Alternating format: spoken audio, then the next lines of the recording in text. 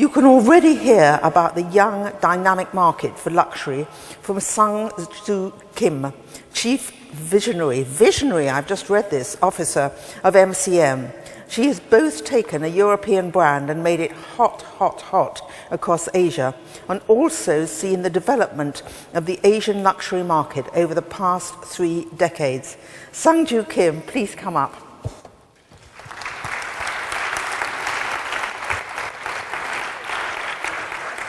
Good to see you. Shall I sit down? Yes, let's sit down and talk. I thought you had a long time sitting enough, so we just have a fun together. Okay, shall I sit around here? Now, I've been longing to speak to you because you are, after all, a key player, the key player maybe, in the Korean and Asian luxury market. In fact, you've been a leader in that area for nearly 3 decades. Tell me what changes you've felt in South Korea in this period. Well, Susie, already you made me feel very old. 3 decades. Do I look that old?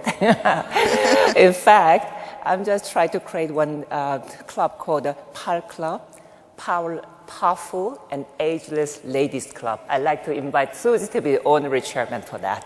So, and also I can create PAM Club, which is a Powerful Ageless Men's Club. If anybody want to get in above 50, please join us. Anyway, so in fact, last 3 decades, a lot of things happened, not only in Asia, around the globe, I must say. First of all, everybody knows that internet revolution started from early 90s and really set everything in and out and ups and down, and really it's complete revolutionary. You know, whenever I talk with my daughter, my daughter, she's now 25 years old, probably you have the same experience saying, Mom, you are so ignorant. You have absolutely no idea what's going on. Already she became my sensei, my teacher. So that's what we are talking about, very young and dynamic. They are really not domineering all the shape, we're shaping everything from, let's say, not only the way they study, very different, online education, but also the way they communicate. They have all the digital marketing coming in, and also the way they buying. This is obvious from the not only e-commerce, even we talk about omni-channel, which is more challenging. Also, second things I would say also in Asia, particularly Asian financial crisis, which occurred around 1997 and 1998. And that was changed a lot of things, especially women's buying behavior, because I'm women. Coming from Korea, very traditional. Just one example, I come from one of the biggest energy group background, probably you know a little bit about it. When I didn't follow the traditional marriage, next day I was out. Therefore, I started everything from scratch alone. But that means that a lot of women in Asia have been regarded as a second citizenship. Therefore, women, when they through this Asian financial crisis, in fact, a lot fall in investment coming into Asia. That sets new Western management kind of system. A lot more women emerge into working level or even executive level. That means they have much more money. Therefore, they use a more passive buyer, consumer, to be more proactive, more intelligent consumer. This is another very important matter. And third thing is, everybody knows also 2008, through the Lehman Brothers down and the financial crisis occurred here in Europe and also America. Seems like Europe is still a little bit coping with that, but luckily America is really coming out of it. And that's also a whole, let's say, economic power center shifted from west to east. Mm-hmm. And along with China, of course, emergence, 1.5 billion people living out there, and the ever-growing market. Even the little slowdown these days, but still one of the fastest and emerging the middle class. They ask for new kind of products. So all put together, not only Asia, whole global, I think it's a complete new era emerged, I must say. So who is dominating this new era is a TGIF generation. Have you heard of TGIF? What is for? I know America does this. Thank God it's Friday, but it's not. It's a Twitter and Google, Instagram, and Facebook generation. This is what all these young generation born after 90s, we call the millennial generation. And also even another generation emerging, we call the Z generation. They are really beyond your imagination. I would say they are really enfant terrible. Mostly it's around the teenager kids. If you have any teenage kids, be ready for that. So that sets whole kind of atmosphere, whole environment when we talk about luxury. Very different way to relate to that. That's where it starts. And tell us how you use that information you're giving us there, so much of it, to make such a success of the European brand MCM. Because after all, you know, you've translated that label that didn't seem to be up to much to something that really resonates with the youth of Asia. You know, we're talking to a room of European luxury heritage people here. So I'm sure lots of them would rather like to know your secrets if you'd like to give them away.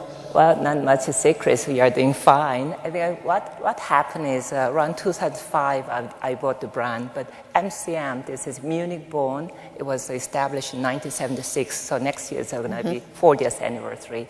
And I mean, certainly we appreciate the German deep cultural heritage, especially when we talk about Munich, which sets us different from rest of other cities in Germany. Munich, as you know, in the Bavarian area, very rich, and the south part, a lot of Latino, kind of mostly from Italy, I guess, Italian artisanship, very rich culture, influenced Bavarian area. At the same time, northern part is a Germanian precision and engineering, which is a very different two cultures, civilization clashed in Munich area, I would say. And meanwhile, around 18th, 19th century, you know, from the famous Bavarian king Ludwig brought the rich or the French Baroque into, I think, Munich. That sets Munich very distinctive in many, many ways, which I appreciate so much as a brand birthplace.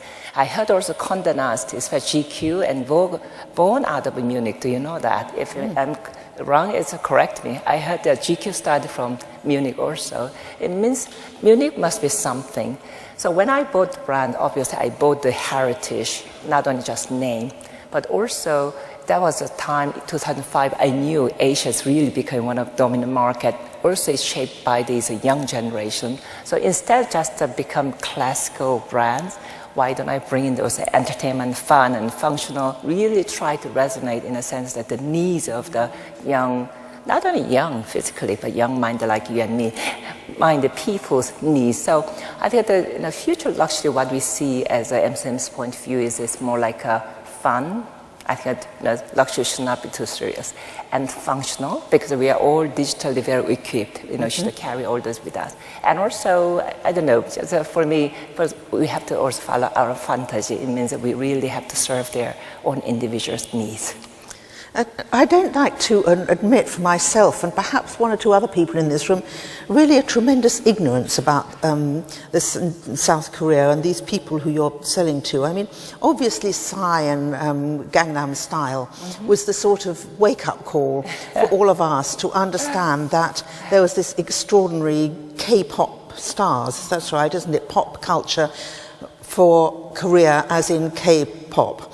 So are these the kind of people who the generation that you're selling to aspire to? Well, I mean, first of all, why K-pop? Probably everybody would be very curious about it. Suddenly, little Korea divided north and south, and we had a lot of this North Korean nuclear bomb had. Meanwhile, South Korea is the funniest place in the world, but the contrast. But why K-pop? I'll just explain this way. When the emergence China market, most of this young generation China never exposed to Western civilization, typically films and music and art, and just now they're coming out of that. But you know, when they see just a blondie, beautiful lady, they feel a little bit distant there. And also even Madonna, they are famous, but they don't know who she is. And meanwhile, there's so beautiful Asian face, K-pop stars, still in an Asian face, but very well kind of equipped Western attire and also a lot of digital and digital kind of music. They got fascinated. So psychologically, I think they feel very close to them. That's suddenly K-pop stars start to really lead of a whole trend.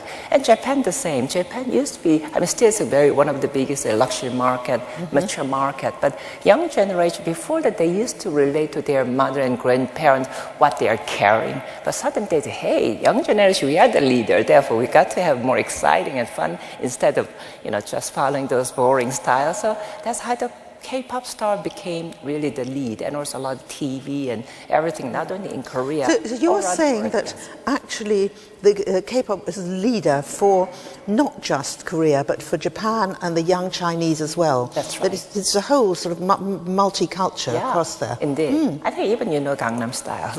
I know Psy, by the way. Next year we just make sure the Psy we can bring him on. And also, I think the one thing I just want to say is, but also, but MCM, we really try to not only cater with the K-pop stars. I think we really, as a German brand, truly globalized brand, I think we really try to associate with quite few globally renowned kind of pop artists. Like we work with Karen Craig and also Will.i.am, very fun, good musician. He also associated a lot of digital savvy things, and also Stefan Stromble, he's a very well-known German pop artist, and also Tobias Rehberger it's another kind of things we are doing some collaboration. He's a very well-known German contemporary pop artist too. I did some research and I saw that the Korean travel and duty-free retail market is absolutely on fire. I think it's the world's largest. Yeah, indeed. So how does that come about? I know the size of the current Korean travel retail became more than $7.5 billion kind of market, which is extraordinary. It's bigger than Paris, bigger than Heathrow, bigger than Dubai, and bigger than even Hong Kong. Why it happened? I think it's a lot to do with geo-economical or geological, kind of a location. We are situated next to the biggest luxury market, which is China and Japan. And they are all coming because it's only 1.5 hours distance by flight from all these major destination cities like Beijing and Shanghai and Tokyo typically.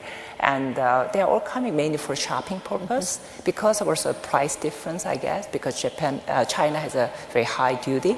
But also, I think not only just shopping, but also cultural experiences. They love taste Korean food, which is quite organic. At the same time, the digital music and art going on, and also they buy some cosmetics, like BB cream. You heard this is also a Korean initiative, and also many other kind of home electronics. So they love have a experience and at the same tasting nice food and doing some good shopping. And what prospects do you see? You've got all these young people really believing in the countries of Asia. So when do you think that there's going to be a Korean luxury brand that has an impact the other way round worldwide? That there's a Korean brand that is selling here in Florence or Milan or Paris? Yeah. Well, because I think this K-pop culture leading certainly made many people to be more curious about what's going in Korean arts, especially fashion industry. But I would say really in general, hidden champions is everywhere. It's really not only in Korea, even China, Southeast Asia, even Nordic countries, Europe, even in Italy, many young up-and-coming brilliant designers. Now we have e-commerce and eBay. They can export themselves without really costing and investing a lot of money. And that's what I'm really talking about. But Korea, certainly, because as I mentioned, many big, even European powerhouses, now they start to hire many Korean young kids to really bring in some of these brilliance into their product. I don't know whether you know, but there has been a great rise of Korean-born designers in England. Most of them have gone to the schools there, and there have been a couple of exhibitions recently. I've also, when I've been in New York, I've seen Koreans, and we saw them at Pitti, the last Pitti show. They were also there. Yeah. So these are what, most of them? Are they mostly based in Korea, or are they mostly Korean origin but I think working both. in Europe? I think, first of all, Korean people, because we went through a lot of war and difficulties, so there's a lot of diaspora Koreans, more than 7.5 million people spread out, more than 170 countries around the world. So a lot, especially in America and also in Europe. I think that's what the European-born or American-born, but with a Korean blood. But now if you see like St. Martin and all this, the best art, the fashion schools in UK, even in New York, I heard about 10% must be student coming from Korea. That's what I heard. I think it's really, Korea tend to be, because we have a 5,000 years history, but unfortunately, we did not have all these beautiful heritage building around because it was completely destroyed through the war. However, I think we are really deepened in our art and music and literature. So also we are very close to China, a lot of influence from that too, even from Japan. So I think all put together, and also at the same time, luckily we are very heavily techno-based. We have more than 95% of all the household broadband linked, and also, of course, Samsung, LG, we really made one of the biggest electronic companies too. So all coming together makes something Korea, and Korea is quite special. Yeah. So you really think that Korea is going to make it in the wider world, or perhaps it's made it already? You know, we've seen these sort of explosions of energy before, and they don't necessarily, yes, they're very genuine, but they don't necessarily develop into actual names of brands that are then sold all over the world. You know, Japan, it's extraordinary how, in spite of so many great designers there are pretty few Japanese labels that are really recognized, say, throughout Europe. Well, this is something interesting point, because there's something also chance for you, opportunity also. I think it's not really who gets what. I think now we are really living in a very globalized world through internet connectivity. Therefore, when we look at this future generation, they don't really feel they belong to Italy or Europe or Russia, Korea. That's just they live in, as I mentioned, just TGI, a virtual reality, kind of virtual, kind of globalized field. In that regard, I mean, really, for me, you know, these Korean kids, I mean, why they are good in certain things, they cannot make a worldwide brand, even Japan, even China, probably the same. I think it's a lot to do with the culture, you know, because Japan, Korea, China, influenced by not only Buddhism, but also Confucianism. Confucian tradition, not only they heavily discriminate women, but also they really teach not to speak out. So I used to be quite scolded by my father when I speak out in the dinner table. Even I say some correct answer, he said, well, women are supposed not those things, shut up. You know, so really, we just don't know how to express yourself. When you express your individualism, we were kind of condemned or scolded. So that sets really, I would say, when we talk about brand, it's not just product. So Asian market, they've been one of stellar in a sense. They come out with a lot of good manufacturing skill set and also technology advanced products. But when it comes to branding, I find it's rather weak. Why? Because this is kind of intangible asset, which formulate a lot of things, not only manufacturing good quality, not only just marketing, not only just a name or IP right, all these things, but it's something like an amalgam orchestrated into such a beautiful way, create intangible asset called branding power. And that's, I think, definitely Western country far better than us. Lucky you. But I think, but eventually, gradually, you can see the trend that Asia, many Asian big hands, in a sense, a big deep pocket financiers, they start by either brands or make a joint venture, like the way I did, or so. Well, let's talk about that. This is the last question before we wrap it all up. How would you advise? There are many retailers here. We've seen many designers coming through. How would you advise them to approach your country? What should they be thinking of and doing? Well, I mean, just 2, 3 things I just want to briefly tell in my mind, because I used to be a franchise of Gucci. That was a time even before Mr. Zolle and Tom Ford arrived. It means it was pretty bad shape. But, you know, I knew the market as a good local partner, so I completely rebranded, re-merchandised it, because big name doesn't mean it will automatically apply, make success. So I think you have to really localize it. That's one very important point. And also, if you can find really good partner, that's another good key before really you jumping in by yourself and burning your cash. And the third is, especially in China, this is one point I want to make, is you know, just China even abundant market now, million brands are out there try to really securing the market footage, because it's still not only a new market, but also in Asia in general, you know, the Western brands coming and making such big, large show and making a lot of money, bring it back, filling up the shareholders' pocket. They feel this is kind of a imperialistic act. It's not my word. It's a lot I hear in China.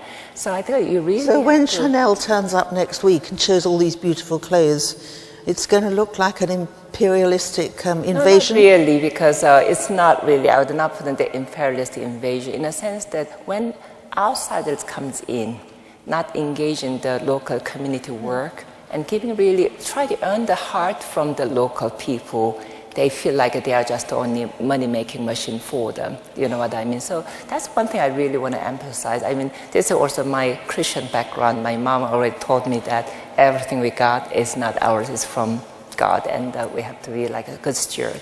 I mean, I'm as a leader, one of the leader of luxury industry too, and I always personally commit myself to engaging, do something for the society. That's another reason why recently I accepted as being the president of a Korean Red Cross, which is quite different from what I'm doing now. But why not? I always try to set about 10% of my company net profit going back to society, get engaged from the women's empowerment training and to poor people, to orphans, to anything. If we can do it, we just do it. The reason I'm emphasizing is really the future economy, what we see, especially in Asia, because the rich, pure percentile rich gets richer, and the absolute majority getting even more poor, especially out of all this recession.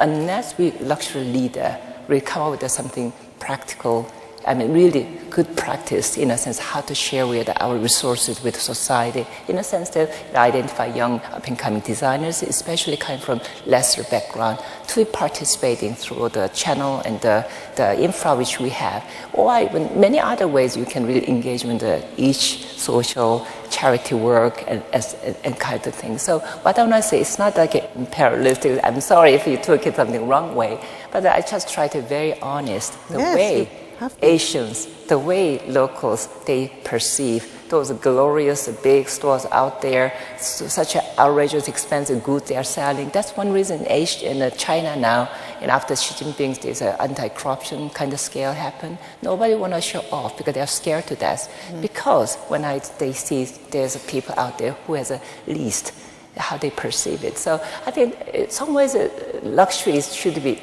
exclusive luxury, but I would really come at inclusive luxury. This is a new term. And also, often these capitalism, what we see, especially in emerging economies, in Asia, typically like China, we see like those guys who has money, they has everything, not only human, the resources, infra and IT and all the marketing dominance. Therefore, they will get bigger and richer. Meanwhile, absolute majority will be victimized out of that. So how can we really make it a little more inclusive luxury? I would say luxury 3.0. Well, I think inclusive luxury is a very good note on which to end and to think of Korea next year. Thank you very much, Sang-Joo Kim. Thank you so much. Okay, great. Okay, thank you.